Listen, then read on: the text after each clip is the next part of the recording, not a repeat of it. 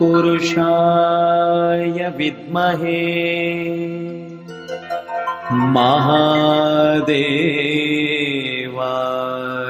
धीमहि तन्नो रुद्रः प्रचोदयात् तन्नो रुद्रः प्रचोदयात्। अल्लाहु अक्बर अल्लाहु अक्बर अल्लाहु अक्बर अल्लाहु अक्बर।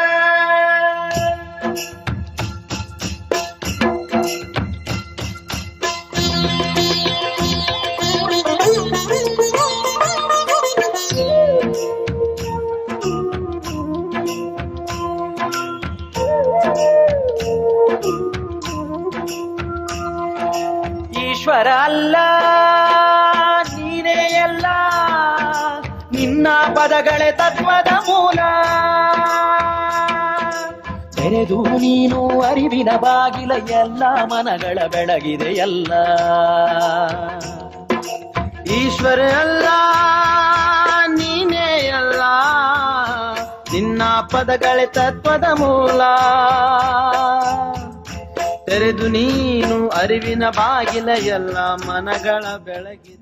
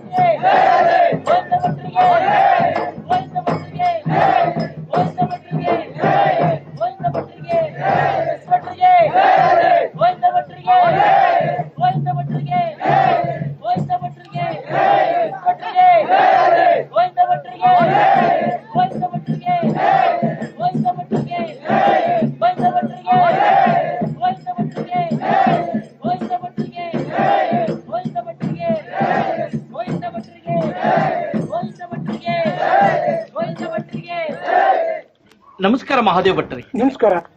ನೀವು ಕಳ್ಕೊಂಡ ಮಗನ ಜೊತೆಗೆ ದವಸ ಧಾನ್ಯನೂ ತಂದಿವ್ರಿ. ಮಗು ಅಮ್ಮ ಗೋವಿಂದ. ಅಮ್ಮ, ನಿಮ್ಮ ಮನಸ್ಸಿಗೆ ನಾನು ನೋವು ಮಾಡ್ಬಿಟ್ಟೆ, ದಯವಿಟ್ಟು ಕ್ಷಮಿಸ್ರಿ. ಗೋವಿಂದ. ಅಪ್ಪ. ಇಲ್ಲಪ್ಪ, ಕೋಪದಲ್ಲಿ ನೀನು ಹೊರಗಟ್ಟಿ ನಾನೇ ದೊಡ್ಡ ತಪ್ಪು ಮಾಡ್ಬಿಟ್ಟೆ ಕಂದ. ಹಿರಿಯರು ಏನ್ ಮಾಡಿದ್ರು ಅದು ಮಕ್ಕಳು ಒಳ್ಳೇದಿಕ್ಕೆ ತಾನೇ ಅಪ್ಪ. ಅಯ್ಯೋ ಕಂದ, ನಿನಗಿರೋ ಈ ದೊಡ್ಡ ಮನಸ್ಸು ನನಗಿಲ್ವಲ್ಲಪ್ಪ. ದಯವಿಟ್ಟು ಹಾಗೆ ಹೇಳ್ಬೇಡಿ ಅಪ್ಪ, ನಿಮ್ಮ ಆಶೀರ್ವಾದವೇ ನನ್ನ ಭಾಗ್ಯ. ಹೇಳು. ಗೋವಿಂದ ಅಣ್ಣ. ಗೋವಿಂದ. ಗುರುಗಳೇ. ದೀರ್ಘಾಯುಷ್ಮಾನ್ ಭವ. ಮಹಾದೇವ್ ಭಟ್ರ, ನಿಮ್ ಮಗ ಸಾಮಾನ್ಯ ಅಲ್ಬಿಡ್ರಿ, ದೈವಾಂಶ ಸಂಭೂತದಲ್ರಿ. ಈ ಮಾತು ಕೇಳಿದ್ರ ನಿಮ್ಗೆ ಆಶ್ಚರ್ಯ ಆಗ್ಬೋದ್ರಿ. ಇದು ಕರೆ ಐತ್ರಿ. 12 ವರ್ಷ ಮಗನ ಕಳ್ಕೊಂಡು ಕತ್ತಲಾಗಿದ್ದ ನಮ್ಮ ಮನೆಗೆ ಬೆಳಕು ತಂದಾರಿ ಇವ್ರು. ಆ ಉಪಕಾರಕ್ಕ ಒಂದ್ ಬಂಡಿ ದವಸ ಧಾನ್ಯ ತಂದಿವ್ರಿ. ದಯವಿಟ್ಟು ತಾವು ಅದನ್ನ ಸ್ವೀಕಾರ ಮಾಡ್ಬೇಕು. ಅದೆಲ್ಲ ಇರ್ಲಿ, ಈಗ ದಯಮಾಡಿ ಒಳಗೆ ಬರ್ರಿ.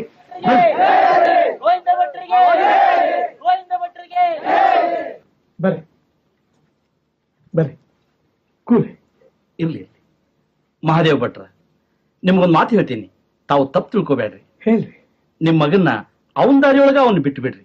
ಯಾಕಂದ್ರ ಮುಂದ ಅವ ದೊಡ್ಡ ಜ್ಞಾನಿ ಆಗೋ ಲಕ್ಷಣ ಐತಿ. ಹೌದು ಭಟ್ರೆ, ನಾನು ಹೇಳ್ದ ಹಾಗೆ ಅವಂದು ಯೋಗ ಜಾತಕ. ನಮ್ಮ ಪ್ರಪಂಚನೇ ಬೇರೆ, ಅವನ ಪ್ರಪಂಚನೇ ಬೇರೆ. ನೀವು ತಿಳಿದವ್ರಿದ್ದೀರಿ, ನಿಮಗೆ ಹೆಚ್ಚಿಗೆ ಹೇಳೋದೇನು ಉಳಿದಿಲ್ಲ. ನಾವೇನ್ ಬರ್ತೀವಿ. ಉಂಟೆ ಸ್ವಾಮಿ, ಮನೆಗೆ ಬಂದವರು ಹಾಗೆ ಹೋಗೋದುಂಟೆ. ನೋಡಿ, ಮನೆ ಬಿಟ್ಟು ಹೋಗಿದ್ದ ನನ್ನ ಮಗನ್ನ ತಾವು ಮತ್ತೆ ನನ್ನ ಮನೆಗೆ ಸೇರಿಸಿದ್ದೀರಿ.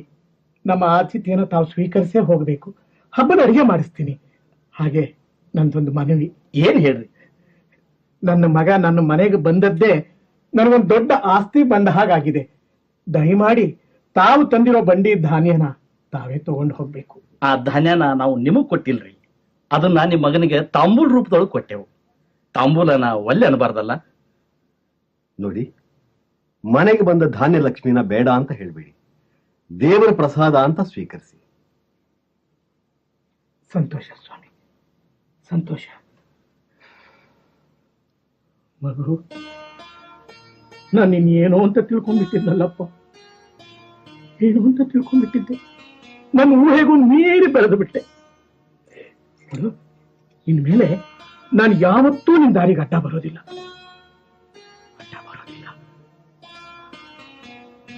ತಾಯಿ ಶಾಕಂಬರಿ,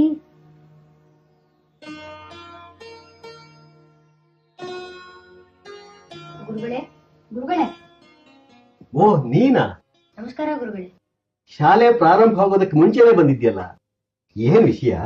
ಏನಿಲ್ಲ ಗುರುಗಳೇ, ನನಗೆ ಈ ಮಿಥ್ಯ ಪ್ರಪಂಚದ ಬಗ್ಗೆ ಯಾಕೋ ಬೇಸರ ಆಗಿದೆ. ಈ ಲೋಕದಿಂದ ಆ ಲೋಕದವನಾಗ್ಬೇಕಾದ್ರೆ ಏನ್ ಮಾಡ್ಬೇಕು ಗುರುಗಳೇ? ಈ ಲೋಕ ಬಿಟ್ಟಾಗ ಪ್ರತಿಯೊಬ್ಬರೂ ಆ ಲೋಕಕ್ಕೆ ಹೋಗಲೇಬೇಕು ಮಗು. ಏನ್ ಹೇಳ್ತಿದ್ದೀರಾ ಗುರುಗಳೇ? ಬೇಸರ ಮಾಡ್ಕೋಬೇಡ. ನನ್ನ ಮಾತನ್ನ ನೀನು ಸರಿಯಾಗಿ ಅರ್ಥ ಮಾಡ್ಕೋಬೇಕು. ನಾವೊಂದು ಪ್ರಶ್ನೆ ಕೇಳಲಾ? ಕೇಳಿ ಗುರುಗಳೇ. ಉಪ್ಪು ಅಂದ್ರೆ ಯಾವುದು, ನೀರು ಅಂದ್ರೆ ಯಾವುದು? ಎರಡೂ ಬೇರೆ ಬೇರೆ ಆದ್ರೂ ಉಪ್ಪಿನಲ್ಲಿ ನೀರಿದೆ. ಮಂಜಿನಗಡ್ಡೆ ನೀರು, ಇದ್ರ ಬಗ್ಗೆ ಏನ್ ಹೇಳ್ತೀಯ? ಇದು ಅಷ್ಟೇ, ಇವು ಬೇರೆ ಬೇರೆ ಆದ್ರೂ ಎರಡೂ ಒಂದೇ. ಅಂದ್ರೆ ಮಂಜಿನಗಡ್ಡೆಯಲ್ಲೂ ನೀರಿದೆ, ಉಪ್ಪಿನಲ್ಲೂ ನೀರಿದೆ. ಎರಡನ್ನೂ ನೀರಿನಲ್ಲಿ ಹಾಕಿದ್ರೆ ಕರಗೋಗುತ್ತೆ. ಎರಡರಲ್ಲೂ ನೀರಿದೆ, ಆಕಾರ ಮಾತ್ರ ಬೇರೆ ಬೇರೆ. ಅರ್ಥವಾಗ್ಲಿಲ್ಲ ಗುರುಗಳೇ. ಪರಮಾತ್ಮನಿಗೆ ವಿಶ್ವಾತ್ಮ ಅಂತಾನೂ ಹೆಸರಿದೆ, ವಿಶ್ವ ರಕ್ಷಕ ಅಂತಾನೂ ಹೆಸರಿದೆ. ಆ ಭಗವಂತ ವಿಶ್ವರೂಪಿಯಾಗಿದ್ದು ಇಡೀ ವಿಶ್ವವನ್ನೇ ರಕ್ಷಿಸ್ತಾನೆ. ಅದೇ ರೀತಿ ನಾವು ಈ ಲೋಕದಲ್ಲಿದ್ದೇ ಆ ಲೋಕದವರಾಗ್ಬೇಕು. ಅದು ಹೇಗೆ? ಇದನ್ನ ಸ್ವಲ್ಪ ವಿವರಿಸಿ ಹೇಳಿ ಗುರುಗಳೇ. ಈಗ ಉಪ್ಪು ಮಂಜಿನಗಡ್ಡೆ ಅಂದ್ರೆ ಏನು ಅಂತ ಹೇಳಿ. ಇವೆರಡು ನೀರಿನಿಂದ ಹುಟ್ಟಿದೆ ಅಂತ ನಿನಗೆ ಗೊತ್ತು. ಅಂದ್ರೆ ನೀರೇ ಇಲ್ಲಿ ಪ್ರಧಾನ ವಸ್ತು. ಹಾಗೆ ಪರಮಾತ್ಮ ಅನ್ನೋ ಪ್ರಧಾನ ವಸ್ತುವಿನಿಂದ ಆತ್ಮಗಳು ಅನ್ನೋ ಅಂಶಗಳು ಪಶು ಪಕ್ಷಿ ಪ್ರಾಣಿಗಳ ರೂಪ ತಾಳಿವೆ. ದೇಹ ಹಾಗೂ ಆತ್ಮ ಬೇರೆ ಬೇರೆ ಆದ್ರೂ ಒಂದಾಗಿ ಕಾಣುತ್ತೆ.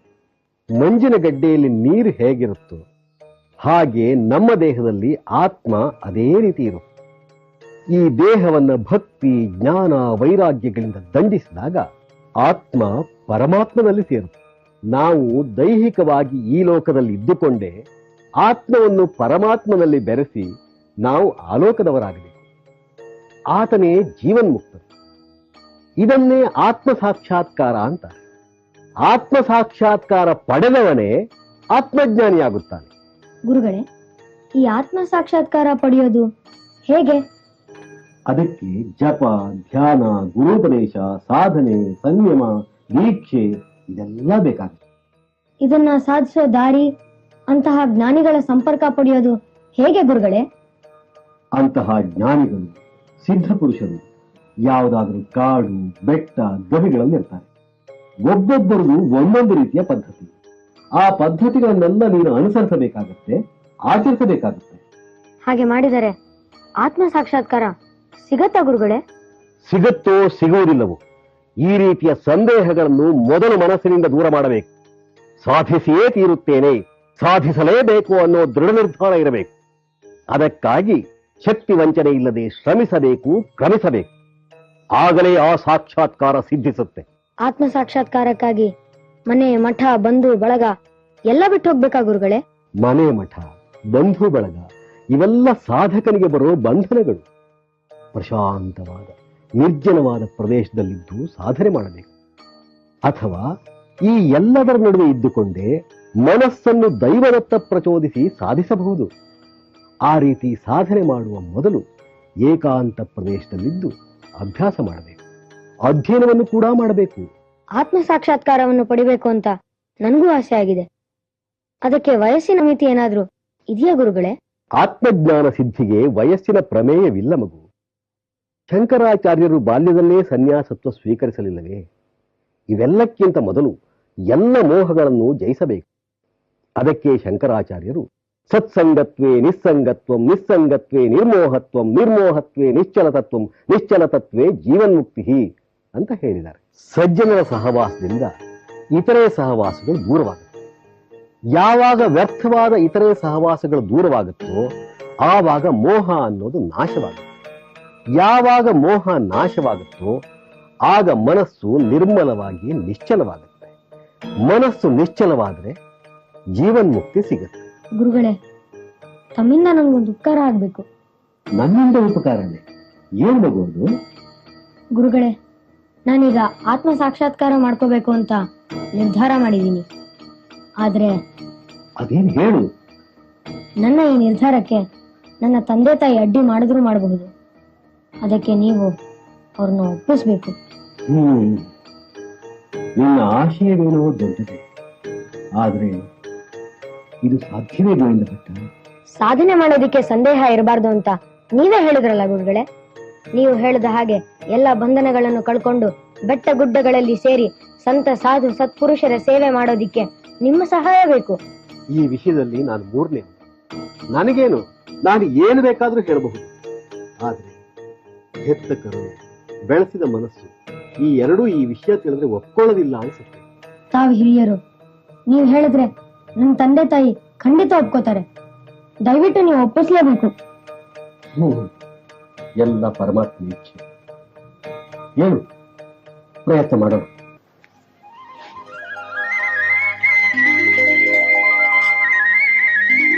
ಕಾಯೇನ ವಾಚ ಮನಸೇಂದ್ರಿಯೈರ್ವಾ ಬುದ್ಧ್ಯಾತ್ಮನಾ ವಾ ಪ್ರಕೃತೆ ಸ್ವಭಾವಾತ್ ಕರೋಮಿ ಯದ್ಯತ್ ಸಕಲಂ ಪರಸ್ಮೈ ಶ್ರೀಮನ್ನಾರಾಯಣೇತಿ ಸಮರ್ಪಯಾಮಿ.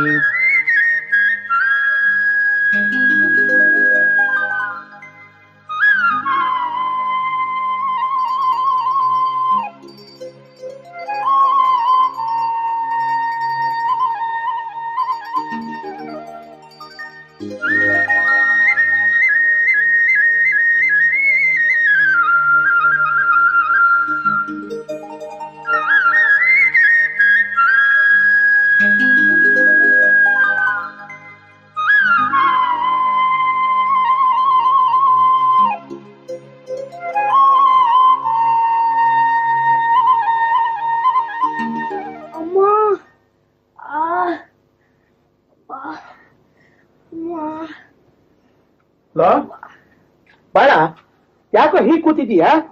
ಮೈಯಲ್ಲಿ ಹುಷಾರಿಲ್ವೇನಾ? ರಾತ್ರಿ ಹುಳಿ ಚೆನ್ನಾಗಿತ್ತು ಅಂತ ಸ್ವಲ್ಪ ಹೆಚ್ಚಾಗಿ ಊಟ ಮಾಡ್ಬಿಟ್ಟ. ಅಜೀರ್ಣ ಆಗ್ಬಿಟ್ಟಿದೆ, ಹೊಟ್ಟೆ ನೋವು ಅಂತಿದ್ದ. ಕಷಾಯ ಮಾಡ್ಕೊಂಡ್ ಬಂದೆ. ಇವನೊಬ್ಬ ಹೊಟ್ಟೆ ಬಾಕ. ಲೋ, ಬದುಕೋಕೋಸ್ಕರ ತಿನ್ಬೇಕೆ ಹೊರತು ತಿನ್ನೋಕೋಸ್ಕರ ಬದುಕಿರ್ಬಾರ್ದು. ಇಲ್ಲ, ನಾನ್ ತಿಂದಿದ್ದಿಷ್ಟೇ, ಆದ್ರೂ ಹೊಟ್ಟೆ ನೋಯ್ತಾ ಇದೆ.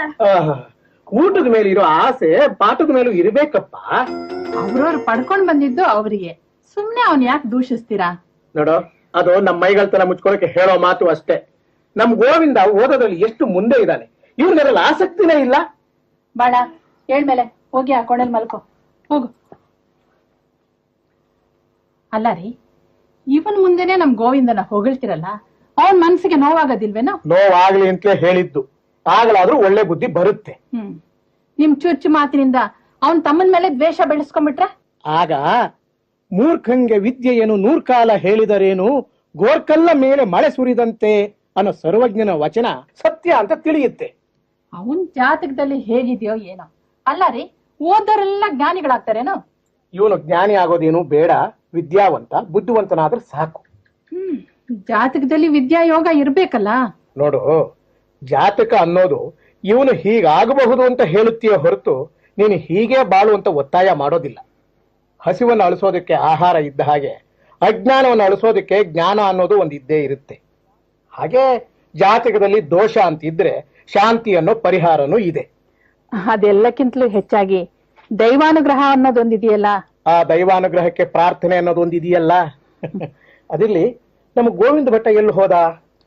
ಗುರುಗಳನ್ನ ನೋಡ್ಕೊಂಡ್ ಬರ್ತೀನಿ ಅಂತ ಬೆಳಗ್ಗೆ ಹೋದವನು ಇನ್ನೂ ಬಂದಿಲ್ಲ. ಒಟ್ಟಿಗೆ ಶಾಲೆ ಮುಗಿಸ್ಕೊಂಡು ಸಂಜೆಗೆ ಬರ್ತಾನೆ ಅಂತ ಕಾಣಿಸುತ್ತೆ. ಬೆಳಗ್ಗೆಯಿಂದ ಏನು ತಿಂದಿಲ್ಲ. ಅವನು ನಮ್ ಬಾಳೆಂಬಟ್ಟನ್ ತರ ಅಲ್ಲ. ಅವನು ಪ್ರಪಂಚನೇ ಬೇರೆ ಅಂತ ಆ ಸೂರಪ್ಪ ಮತ್ತೆ ನಮ್ಮ ವಿಶ್ವಾರಾಧ್ಯರು ಹೇಳಿದ್ರಲ್ಲ. ಯಾವ ಪ್ರಪಂಚನೇ ಹಾಗಿರ್ಲಿ, ಹೊಟ್ಟೆ ಅನ್ನೋದೊಂದು ಇದೆಯಲ್ಲ.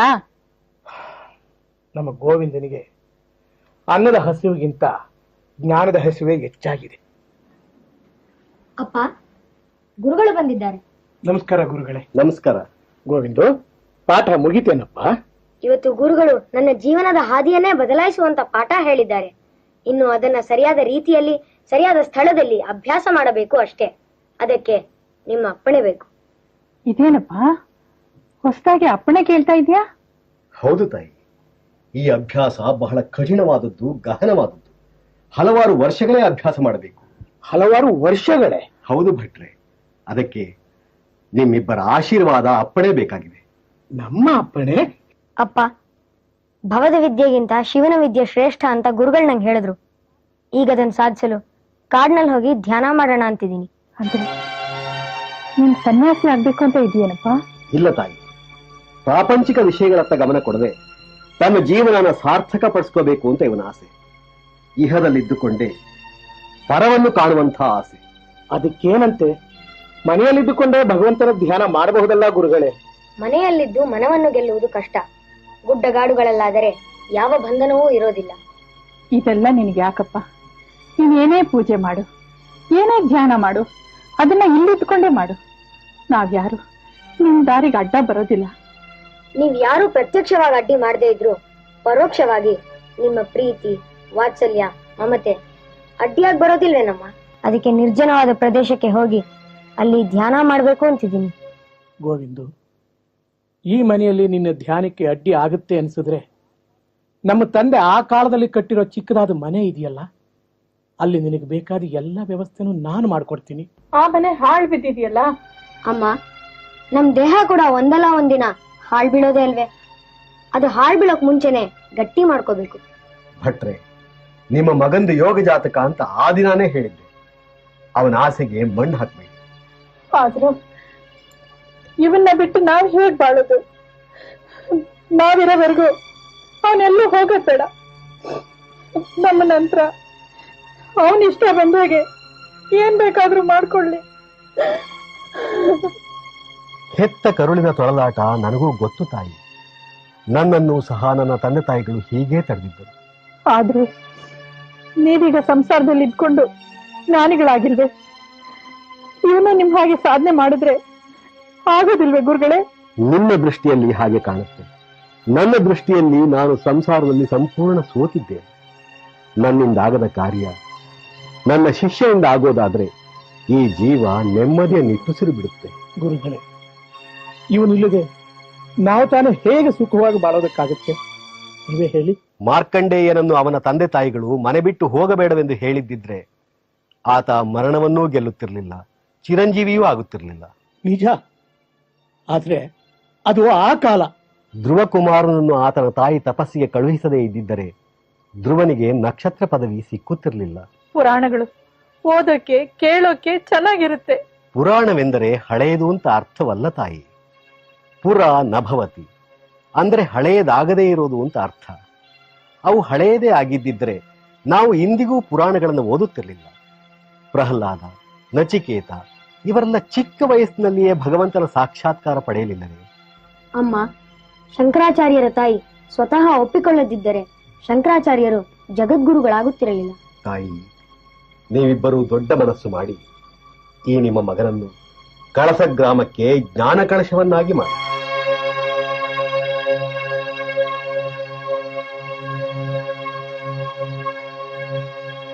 ಅಪ್ಪ, ನನ್ನ ಉದ್ಧಾರ, ನನ್ನ ಬಾಳಿನ ಧ್ಯೇಯ ಎರಡೂ ನಿಮ್ಮ ಪಾದಗಳಲ್ಲಿವೆ.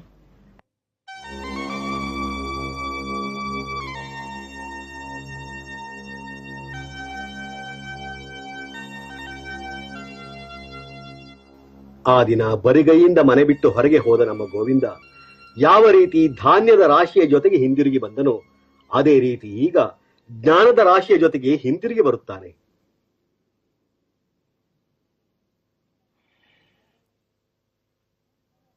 ಆಗಲಿ ಆಗಲಿ ಮಗು, ಶಿವನಿಚ್ಛೆ ಇದ್ದಂತಾಗಲಿ.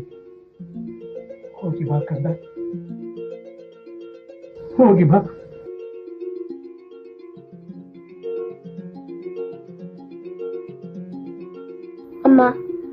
ಲೋಕವನ್ನು ನನಗೆ ತೋರಿಸಿದ ನೀವೇ ಈ ದಿನ ಅರಿವಿನ ಲೋಕದ ದಾರಿಯನ್ನೂ ತೋರಿಸಬೇಕು. ಆ ದೇವರ ಕರುಣೆ ಸದಾ ನಿನ್ ಬಾಳಿಗೆ ನೆರಳಾಗಿರ್ಲಿ. ನಿನ್ನ ಕಾರ್ಯದಲ್ಲಿ ಯಶಸ್ಸನ್ನು ಪಡೆದು ಬಾ ಮಗು, ಯಶಸ್ಸನ್ನು ಪಡೆದು ಬಾ.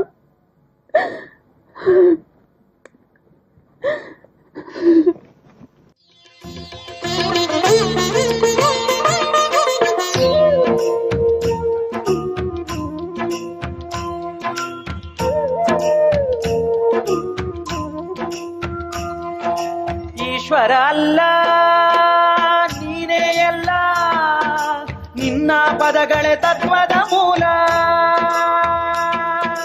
ತೆರೆದು ನೀನು ಅರಿವಿನ ಬಾಗಿಲ, ಎಲ್ಲ ಮನಗಳ ಬೆಳಗಿದೆ ಎಲ್ಲ. ಈಶ್ವರ ಅಲ್ಲ ನೀನೇ ಎಲ್ಲ, ನಿನ್ನ ಪದಗಳೇ ತತ್ವದ ಮೂಲ. ತೆರೆದು ನೀನು ಅರಿವಿನ ಬಾಗಿಲ, ಎಲ್ಲ ಮನಗಳ ಬೆಳಗಿದೆ ಎಲ್ಲ. ಓಂ ನಮಃ ಶಿವಾಯ ಅಲ್ಲಾಹು ಅಕ್ಬರ್, ಓಂ ನಮಃ ಶಿವಾಯ ಅಲ್ಲಾಹು ಅಕ್ಬರ್, ಓಂ ನಮಃ ಶಿವಾಯ ಅಲ್ಲಾಹು ಅಕ್ಬರ್, ಓಂ ನಮಃ ಶಿವಾಯ ಅಲ್ಲಾಹು ಅಕ್ಬರ್.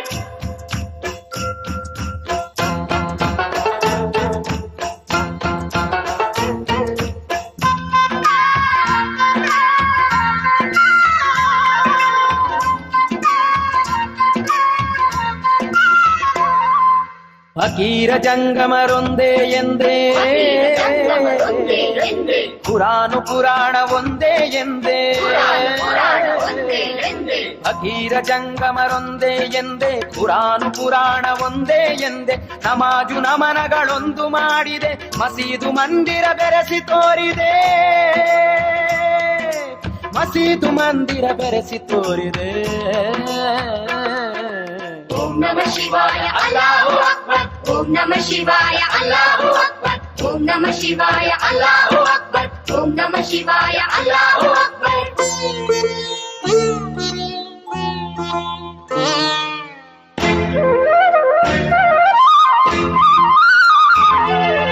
ಆದಿರಲಿಂಗನ ವರ ಸಂಜಾತ,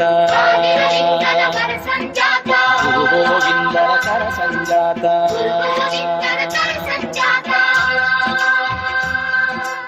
ಆದಿರಲಿಂಗನ ವರ ಸಂಜಾತ, ಗುರು ಗೋವಿಂದರ ಕರ ಸಂಜಾತ. ಶಾಪಾನುಗ್ರಹ ಶಕ್ತಿ ಸಮರ್ಥ, ಶಿಶುನಾಳಿನ ಶ್ರೀ ಶರೀಫ ಸಂತ. ಶಿಶುನಾಳಿನ ಶ್ರೀ ಶರೀಫ ಸಂತ. ಈಶ್ವರ ಅಲ್ಲ ನೀನೇ ಎಲ್ಲ, ಈಶ್ವರ ಅಲ್ಲ ನೀನೇ ಎಲ್ಲ, ಈಶ್ವರ ಅಲ್ಲ ನೀನೇ ಎಲ್ಲ, ಈಶ್ವರ ಅಲ್ಲ ನೀನೇ ಎಲ್ಲ, ಈಶ್ವರ ಅಲ್ಲ